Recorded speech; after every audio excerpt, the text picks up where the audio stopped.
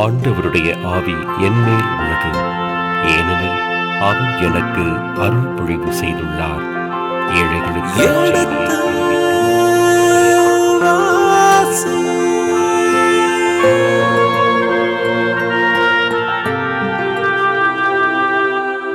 எடுத்து வாசி.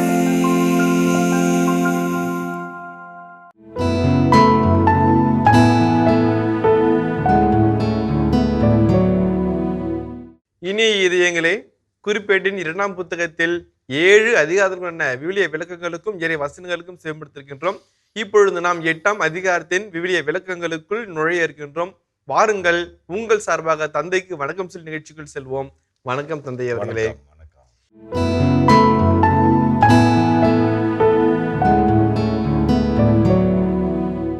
இந்த 7 அதிகாரங்களில் 7ஆம் அதிகாரம் உச்சம் பெற்றதை போன்று நிறைவை தந்தது. இந்த 8ஆம் அதிகாரம் என்ன எங்களுக்கு தர இருக்கின்றது? ஆண்டவர் சொல்லுகின்ற அந்த செய்திகள் என்னவாக இருக்கின்றன? அரசனாய் சாலமன் என்ன செய்தார்?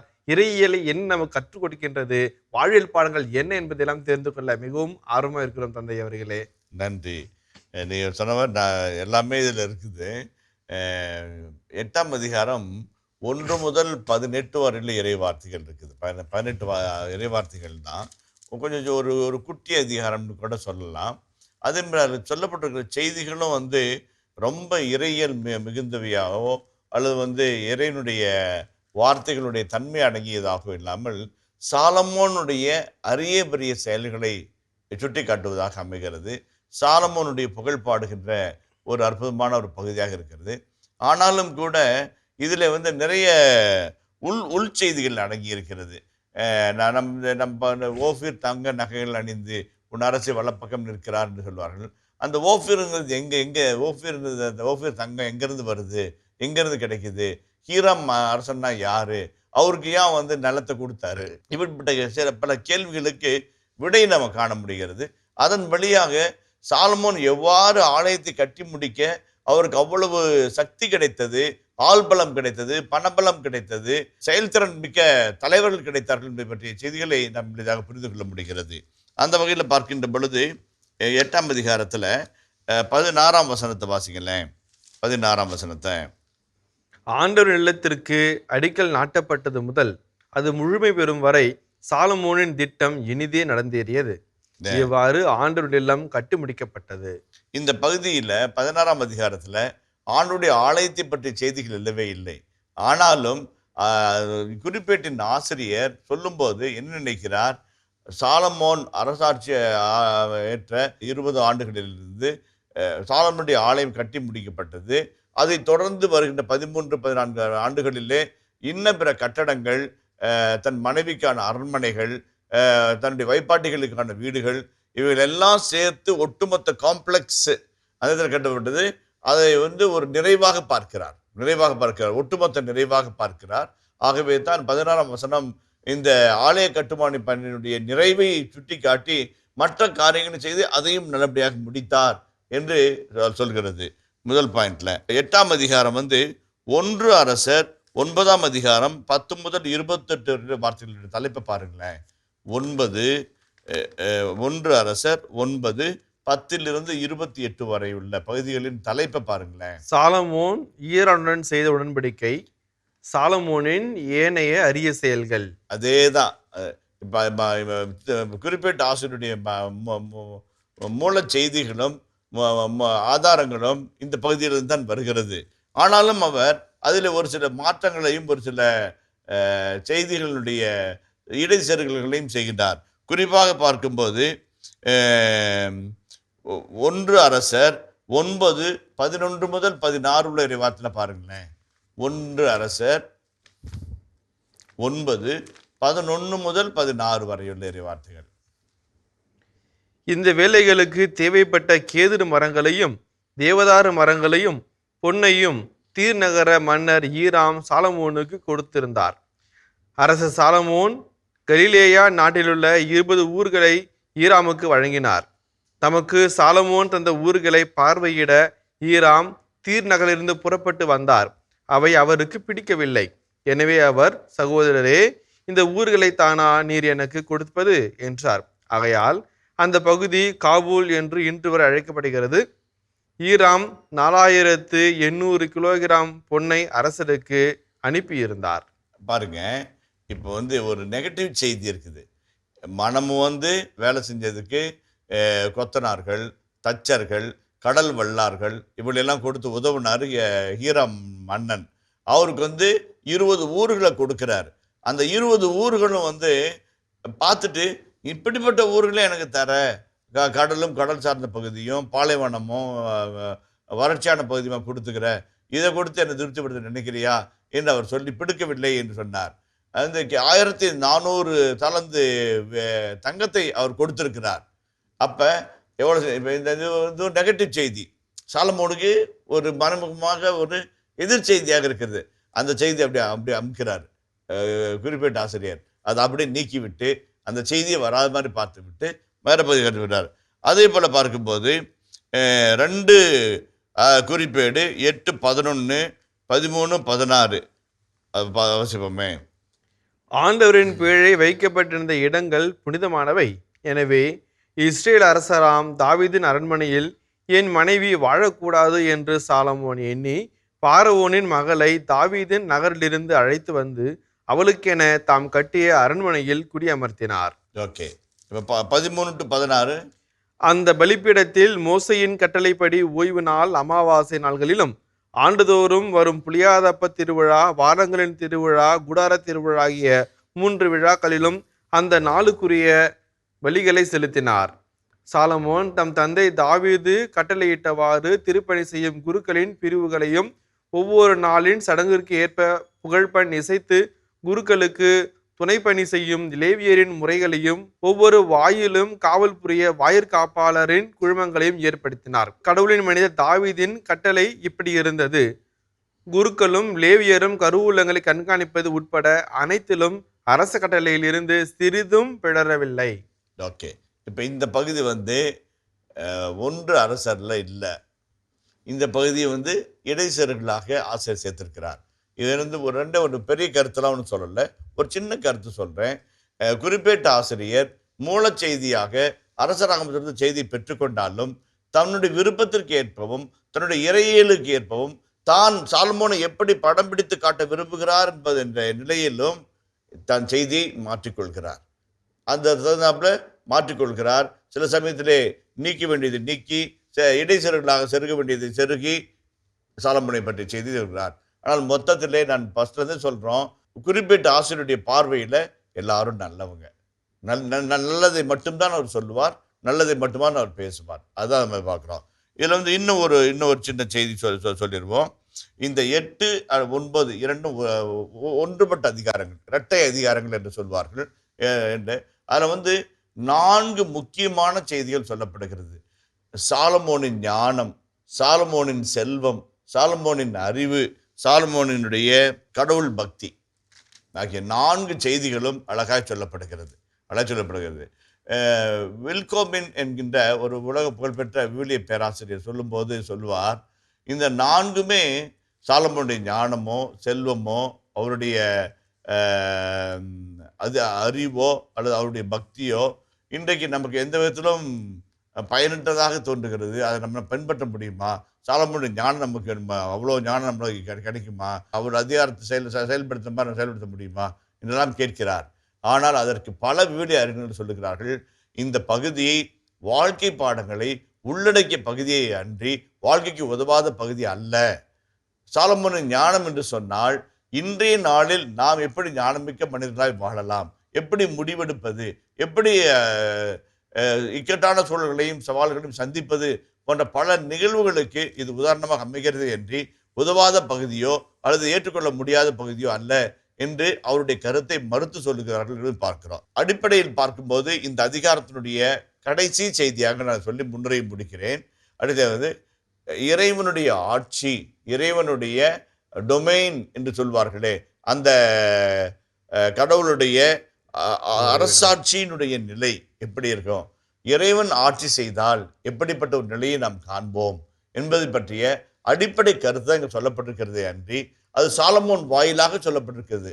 அங்கே வரும்போது நீதி இருக்கும், அங்கே இருக்கும்போது அன்பு இருக்கும், அங்கே இருக்கும்போது சமத்துவம் இருக்கும், அங்கே இருக்கும்போது பாரபட்சம் இருக்காது, அங்கே இருக்கும்போது எல்லாருக்கும் வறுமையோ இல்லாமையோ இருக்காது, அங்கே இருக்கும்போது அறியாமை இருக்காது.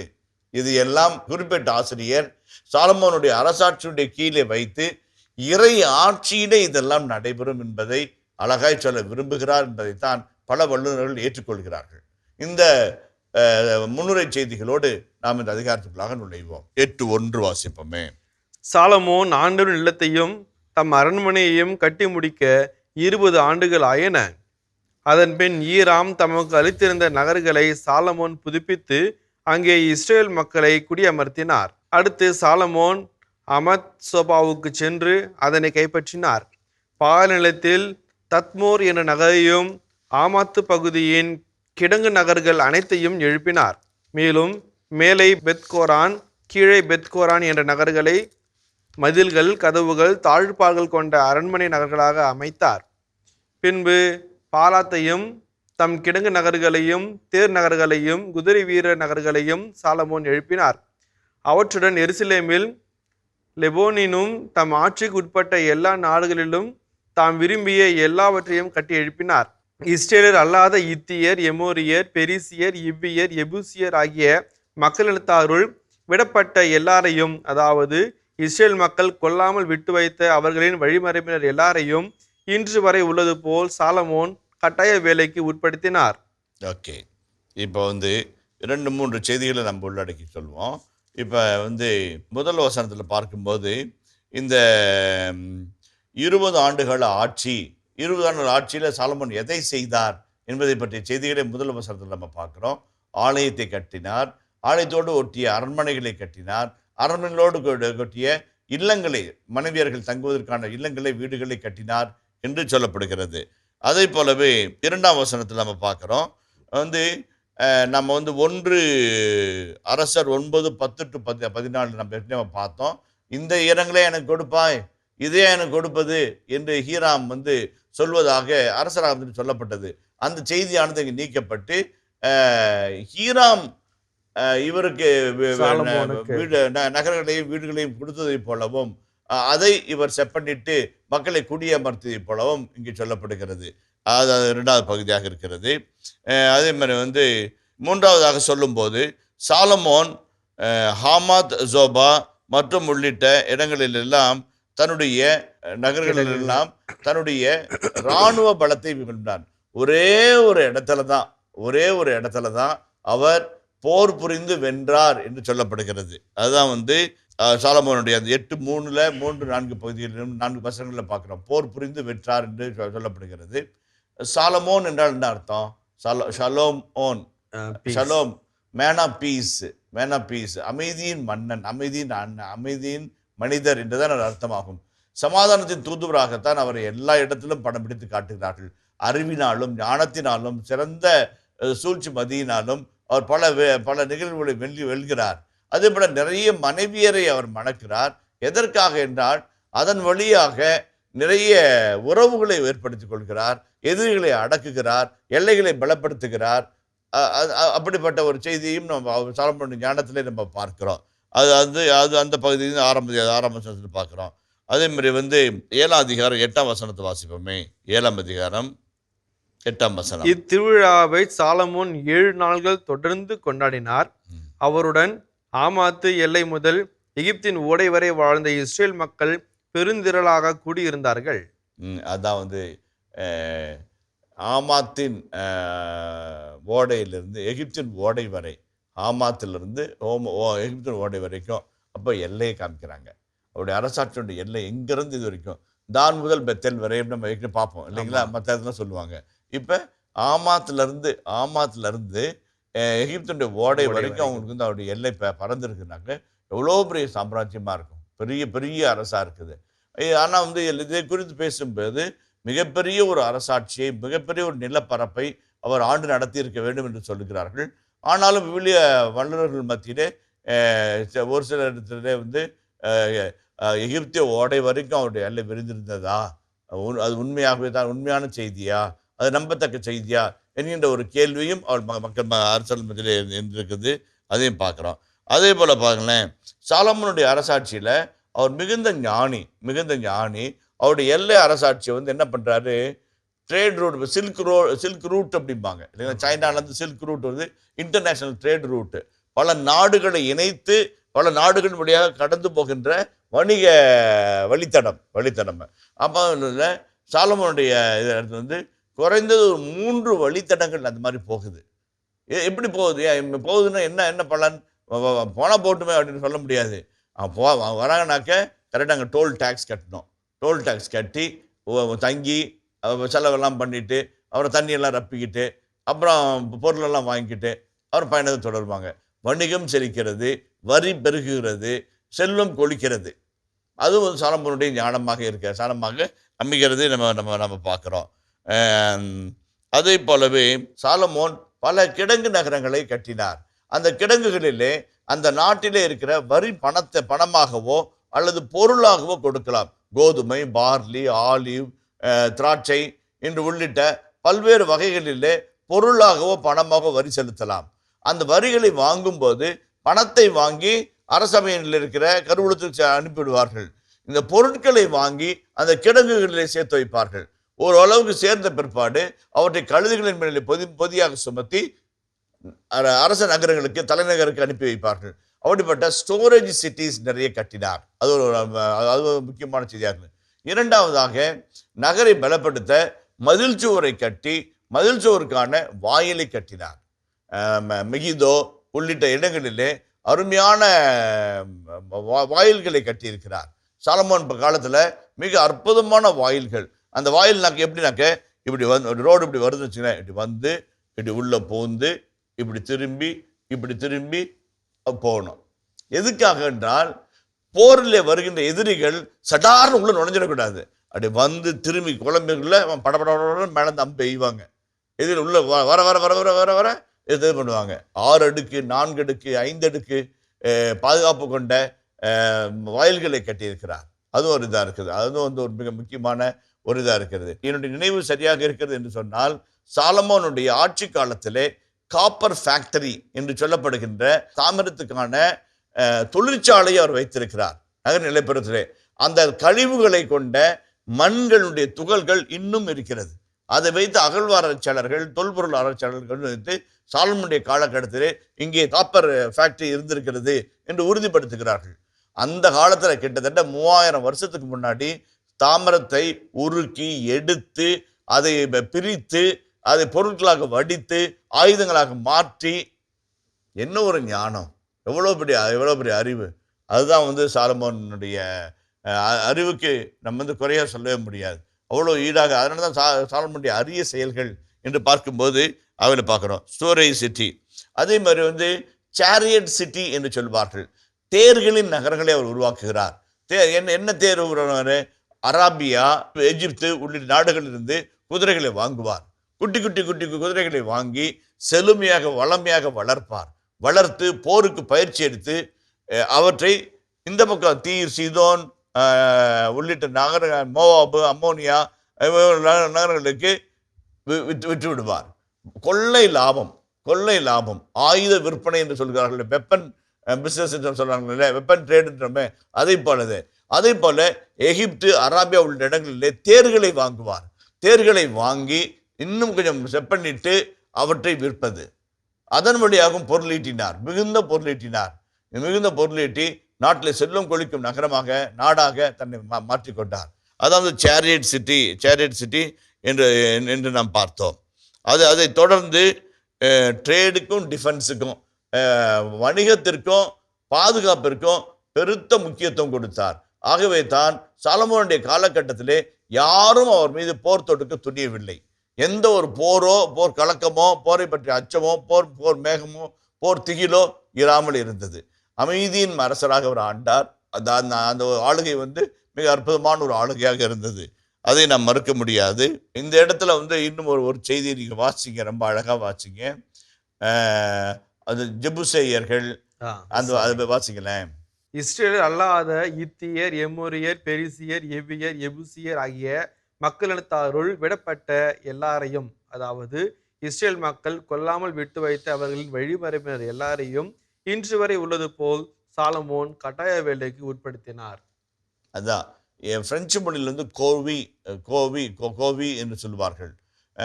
ஆங்கிலத்திலே வந்து ஃபோர்ஸ்டு லேபர் என்று சொல்வார்கள். தமிழில் வந்து கொத்தடிமைகள் என்று சொல்வார்கள், அல்லது கட்டாய பணியாளர்கள் என்று சொல்வார்கள். அவங்க வந்து என்ன பண்ணனா, ஒரு 1000 ஷெக்கல் கொடுக்கணும்னு வச்சுங்களேன், கொடுக்க முடியல அப்படின்னாக்க 6 மாதம் வேலை செய்யணும். கட்டாய பணிக்கு அவர்கள் வருவார்கள், வந்து வேலை செய்வார்கள். 2 ஆண்டுகள் 3 ஆண்டுகள் வேலை செய்ய வேண்டும் கட்டாய பணிக்கு. அப்போ வந்து அரசர் அந்த குறிப்பிட்ட ஆசிரியர் மிக தெளிவாக சொல்லுகிறார், இப்படிப்பட்ட கொத்தடிமை வேலைக்கு அல்லது ஃபோர்ஸ்டு லேபருக்கு சாலமோன் தன் இஸ்ராயல் மக்கள் ஒருவரையும் அவர் பயன்படுத்தவில்லை.